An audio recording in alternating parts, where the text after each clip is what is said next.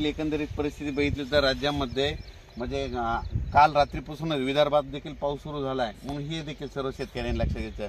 पण राज्यामध्ये आता हे म्हणजे 3 दिवस रिमझिम पाऊस पडणार आहे। रिमझिम पाऊस पडतच काय होणार आहे, अचानक थोडा मोठा पाऊस वाढणार आहे, म्हणून हा अंदाज लक्षात घ्यायचा।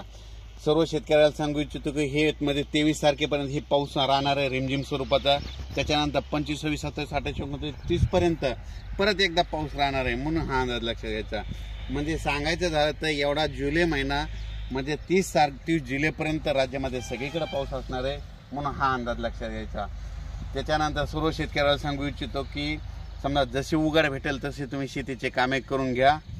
ज्यामध्ये पूर्व विदर्भामध्ये 6 जिल्हे, पश्चिम विदर्भ 5 जिल्ह्यामध्ये, ह्या 5 जिल्ह्यात बी ह्या 3 दिवसामध्ये चांगला पाऊस पडणार आहे।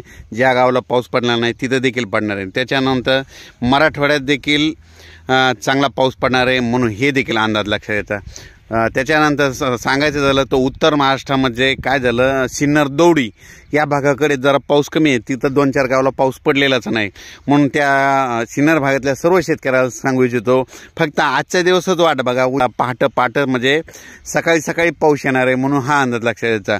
त्याच्यानंतर पश्चिम महाराष्ट्रात देखील पाऊस चालू राहणार आहे, सातारा सांगलीकडे देखील पाऊस राहणार आहे, सोलापूर सातारा सांगली सोलापूर नगर तिकडे देखील पाऊस राहणार आहे, कोकणात तर जास्त जोर राहणार आहे।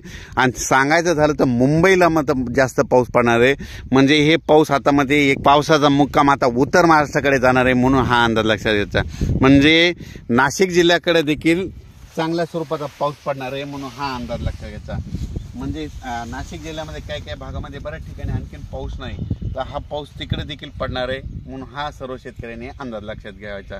म्हणजे सांगायचं झालं तर पूर्व विदर्भ 6 जिल्हे, पश्चिम विदर्भ 5 जिल्हे, मराठवाड्यातील सर्व जिल्ह्यात, त्याच्यानंतर पश्चिम महाराष्ट्र, उत्तर महाराष्ट्र, कोकणपट्टी, खानदेश सगळीकडे ह्या 3 दिवसामध्ये दररोज 2-2 दिवस एक भाग घेत पाऊस जाणार आहे, म्हणून हा अंदाज लक्षात द्यायचा।